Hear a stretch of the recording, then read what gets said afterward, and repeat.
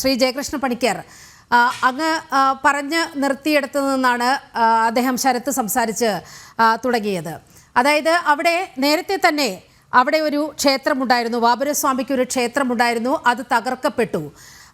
അത് വളരെ കൃത്യമായി ഈ ക്ഷേത്രം അവിടെ നിലനിന്നിരുന്നു എന്നുള്ളത് ചരിത്രരേഖകൾ വെച്ചുകൊണ്ടാണ് അദ്ദേഹം സംസാരിച്ചത്. ഏതാണ്ട് 400 വർഷം മുമ്പ് രചിക്കപ്പെട്ടത് എന്ന് കരുതുന്ന ഭൂതനാഥ ഉപാഖ്യാനത്തിൽ ഈ പരാമർശമുണ്ട്. അതാണ് അദ്ദേഹം ശരത്ത് ഹരിദാസൻ ചൂണ്ടിക്കാണിച്ചത്. അതിന് ഉപോത്ബലകമായ കാര്യങ്ങളാണ് ദേവ പ്രശ്നത്തിൽ കണ്ടെത്തിയത് എന്ന് പറഞ്ഞല്ലോ.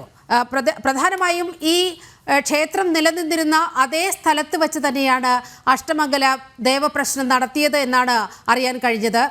അവിടുത്തെ ഒരു അനുഭവം താങ്കൾ ഒന്ന് പങ്കുവെക്കാമോ?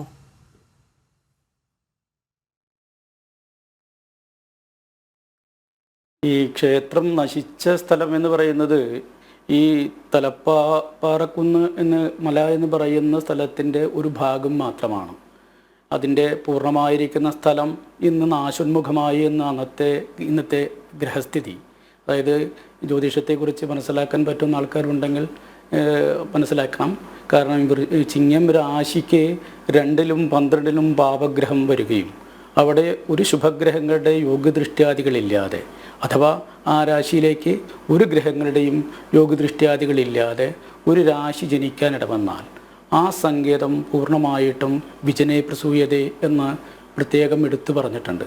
പ്രത്യേകിച്ചും ഈ വിലഗ്ധചന്ദ്രോ ശുഭദൃഷ്ടിഹീന വശോഭന വ്യോമചരന്തരസ്ഥോ വിനാശമേതി പ്രപദസ്ഥ ഗർഭ വദന്തി സർവേ യുഗബൽ പൃഥഗ്വ എന്ന ഈ നിയമത്തിൽ ഒരു ഗർഭത്തിൽ ധരിച്ചതായിരിക്കുന്ന കുഞ്ഞിനോടുകൂടി ഒരമ്മ എങ്ങനെ ഇല്ലാതാകുന്നുവോ അതേ പ്രകാരം ആ പ്രദേശം, ആ സ്ഥാനം ഇന്ന് ശൂന്യമാണ് എന്ന് 2-ലും 12-ലും പാപഗ്രഹത്തിൻ്റെ ബന്ധം കൊണ്ടും ആരൂഢപതിയുടെ ആധോമുഖ്യം കൊണ്ടും, അധോമുഖരാശിയിൽ ആരൂഢപതി കയറി നിൽക്കുന്നു എന്ന ഒരു ഗ്രഹനില കൊണ്ടും, ആരൂഢപതി ഈ വർഷപ്രകാരം ആരൂഢപതി ദുസ്ഥനായി കാണിച്ചത് കൊണ്ടും ആ സ്ഥാനം പൂർണ്ണമായും ഇന്ന് നശിച്ചിരിക്കുന്നു എന്ന് നമുക്ക് വ്യക്തമായി ശാസ്ത്രം കൊണ്ട് മനസ്സിലാക്കാൻ സാധിക്കും. അത് ജ്യോതിഷം അറിയുന്ന ആൾക്കാർക്ക് അത് എല്ലാ ജ്യോതിഷികളും, പ്രത്യേകിച്ച് ശർമാജി പോലുള്ള ആൾക്കാരുടെ അദ്ദേഹത്തിൻ്റെയൊക്കെ സസൂക്ഷ്മമായ ശ്രദ്ധയോടുകൂടി തന്നെയാണ് ആ സങ്കേതം ഇന്നില്ല. ആ സങ്കേതത്തിൻ്റെ പാർശ്വഭാഗത്തിൽ അതിനോട് ബന്ധപ്പെട്ട സ്ഥലത്ത് തന്നെയാണ് ഇന്ന് അതിനെപ്പോലുള്ളൊരു ക്ഷേത്രം പുനരുദ്ധരിക്കേണ്ടതുണ്ട് എന്ന് കാണിക്കാൻ ഒരു നിയമം വേണമല്ലോ. ആ നിയമമില്ലാതെ നമുക്ക് ഒന്നും പറഞ്ഞോട്ടെ. ജ്യോതിശാസ്ത്രത്തിൻ്റെ അടിസ്ഥാനം ശാസ്ത്ര ദൃഷ്ടം അനുമാനം അപ്തവചനം ച പ്രമാണസിദ്ധിത്വാത് ത്രിവിധം പ്രമാണമിഷ്ടം പ്രമേയസിദ്ധി പ്രമാണാദി. ദൃഷ്ടം ഒന്നെങ്കിൽ ദൃഷ്ടമായിരിക്കണം, അല്ലെങ്കിൽ അനുമാനമായിരിക്കണം, അല്ലെങ്കിൽ ദൃഷ്ടപ്രമാണമോ അനുമാനപ്രമാണമോ ഇല്ലെങ്കിൽ നമുക്ക് ആപ്തപ്രമാണത്തെ സ്വീകരിക്കേണ്ടി വരും. അങ്ങനെ ആപ്തപ്രമാണത്തെ സ്വീകരിക്കുന്ന സന്ദർഭത്തിലാണ് ആരൂഢപതി ഉച്ചത്തിലേക്ക് പോവുകയും ആരൂഢം ഊർധ്വമുഖരാശിയായി ജനിക്കുകയും ചെയ്യുകയാണ്.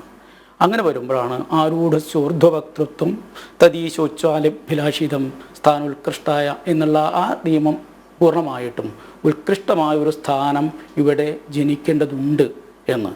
പൂർണ്ണമായിട്ടും അങ്ങനെ ഒരു ക്ഷേത്രം അവിടെ ഉണ്ടാകുമെന്ന് പറയാൻ അന്നത്തെ ഗ്രഹനില സ്വർണത്തിൻ്റെ സ്വർണപ്രശ്നം എന്നാണല്ലോ അഷ്ടമംഗല പ്രശ്നത്തെ പറയാം. അതിലിരിക്കുന്ന സ്വർണം മലർന്നിട്ടും രാശി ഊർധ്വമുഖത്വവും ശീർഷോദയവും വേലിയേറ്റവും. ഇങ്ങനെ വരുമ്പോൾ ഊർധ്വാസ്യേ കോതയേ ലഗ്നെ ജലവൃദ്ധിയുദേവിവ കണ്ടകഷ്ടമപുത്രസ്ഥാഹ ശുഭാഹ ക്ഷേത്രസ്യ വൃദ്ധിത. ഇത് ഈ ജ്യോതിശാസ്ത്രത്തിൽ ആർഷ്യമായ ഗ്രന്ഥങ്ങളിൽ നിന്നുള്ള പ്രമാണങ്ങളാണ്.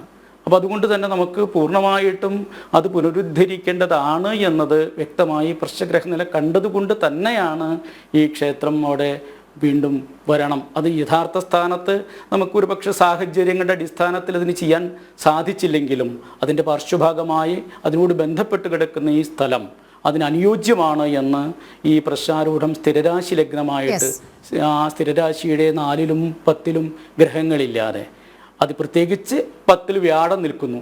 അപ്പോൾ അവിടെ മന്ദിരം വേണം, ഗുരുകർമ്മകേ മന്ദിരം ചിത്രശാലം എന്ന നിയമമൊക്കെ അടിസ്ഥാനപ്പെടുത്തി പൂർണ്ണമായിട്ടും അവിടെ ക്ഷേത്രം നിർമ്മിക്കണം. അതാണ് ദേവപ്രശ്നത്തിൽ തെളിഞ്ഞിരിക്കുന്നത്.